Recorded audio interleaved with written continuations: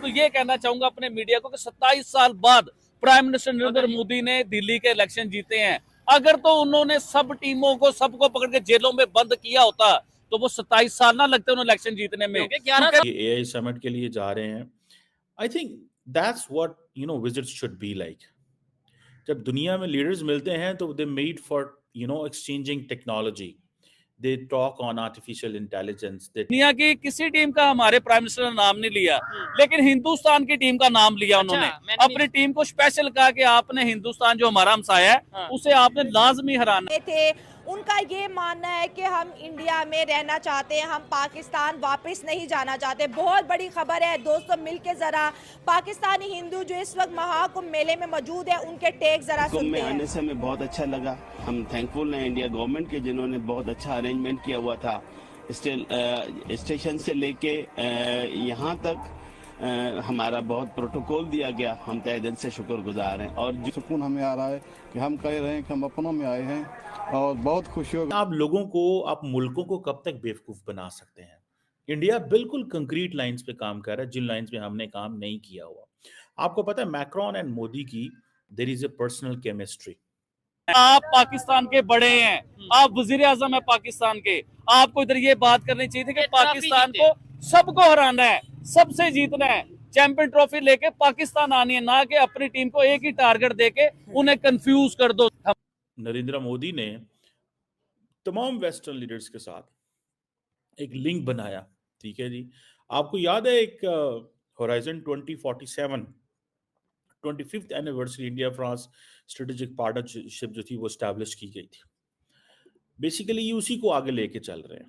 40 करोड़ लोग यहाँ पे दुनिया भर से इकट्ठे होते हैं, 22 करोड़ तो हम हैं। मतलब 2 पाकिस्तान की आबादी मिलाई जाए तो वो सारी दुनिया के जो हिंदूज हैं वो वहाँ पे इकट्ठे होते हैं। और ये बहुत शौकिंग मेरे लिए था। और दूसरी मैं चीज़ देख रहा था कि जब हमारे पाकिस्तानियों को वहाँ पे वीज़ा मिला है, गए हैं, उनको तो बहुत ज़्यादा खुशी मिलेगी। ठीक है, मुझे ऐसे याद है कि आप अगर देखें कि नरेंद्र मोदी ने तमाम वेस्टर्न लीडर्स के साथ एक लिंक बनाया, ठीक है जी। आपको याद है एक horizon 2047 25th anniversary India France strategic partnership जो थी वो एस्टैब्लिश की गई थी। बेसिकली ये उसी को आगे लेके चल रहे हैं, ठीक है जी। और अगर आप ये देखें कि लास्ट टाइम जब एमरल मैक्रोन आए थे एज ए चीफ गेस्ट, ठीक है जी, जब इंडियंस कहते हैं कि बाइडेन ने डिच कराया था इंडिया को, ठीक है जी, और ये उन्होंने डिच कराया था, तो हम लोग फिर वी वेलकम्ड। और जब उनको याद है कि रोड शो हुआ था, उन्होंने रोड शो किया था, और उस रोड शो के अंदर ये सारी चीज़ें, जयपुर के अंदर आई थिंक रोड शो किया था। बड़ा वो जिसे कहते हैं ना, कोई आसान काम नहीं होता रोड शो करना, is a very technical thing. अवाम के सामने निकलना, बैठना, बात करना, इशारे, हाथ हिलाना, दिस एंड दैट।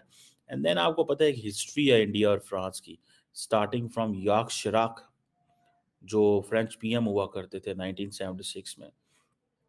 उन्होंने जिसे कहते हैं ना बड़ी सपोर्ट की इंडिया की, ठीक है।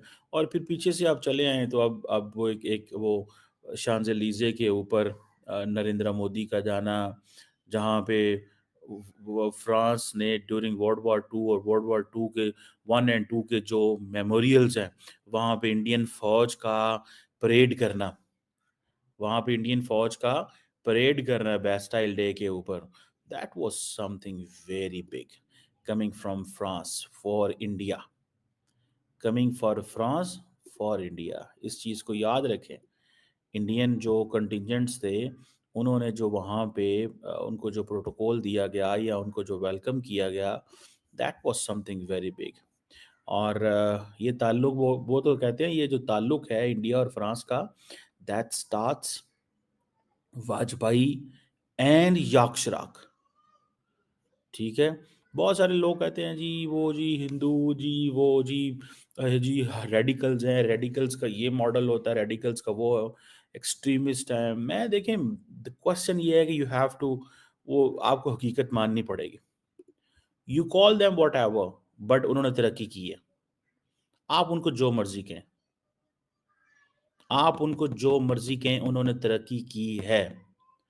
उन्होंने अपने मज़हब को, अपने हिंदू फेथ को भी इंटरनेशनलाइज कर रहे हैं। उन्होंने इकोनॉमिक ग्रोथ भी की है। आपको पता है जब 1998 के अंदर जब दुनिया, अमेरिका खास तौर पे इंडिया को क्रिटिसाइज कर रहा था, तो फ्रांस जो था इट सपोर्टेड। ठीक है जी, फ्रांस ने सपोर्ट किया और बल्कि वो नेक्स्ट टाइम इंडिया आए और वहां पे आके चीफ गेस्ट बने 1998 में। तब इंडिया की कुछ भी समझ नहीं थी। अभी भी कोई बड़े वो जिसे कहते हैं ना, मेन शहरों के अलावा बहुत सारे बुरे हालात है वहाँ पे। बहुत सारी चीज़ें ऐसी हैं कि जिसको वो समझते हैं कि ऑपोजिशन अक्सर बोलती रहती है तो पता चलता रहता है। लेकिन द क्वेश्चन इज कि अभी भी एक बड़े, जैसे फॉर एग्जांपल 800 मिलियन लोगों को वो वीट सपोर्ट देते हैं। बहुत सारे लोग इसको हमें ईमेल्स भी करते हैं, हमें मैसेजेस करते हैं कि जी वो जो वीट सपोर्ट की ये लॉजिक है, वो लॉजिक है, दिस लॉजिक, वो एक सेपरेट चीज़ है। बट द क्वेश्चन इज कि फ्रांस उस वक्त उनके साथ खड़ा हुआ जब हालात बहुत बुरे थे। आज तो उनके हालात बहुत अच्छे हैं। वो तो बहुत सारी, आज तो वो जाते हैं फ्रांस से जाके हथियार खरीदते हैं अरबों डॉलर के। अभी फिर खरीदेंगे, फिर जाएंगे। फिर याक शराक ने मदद की उनकी। जब इंडिया ने इंटरनेशनल सोलर अलायंस बनाया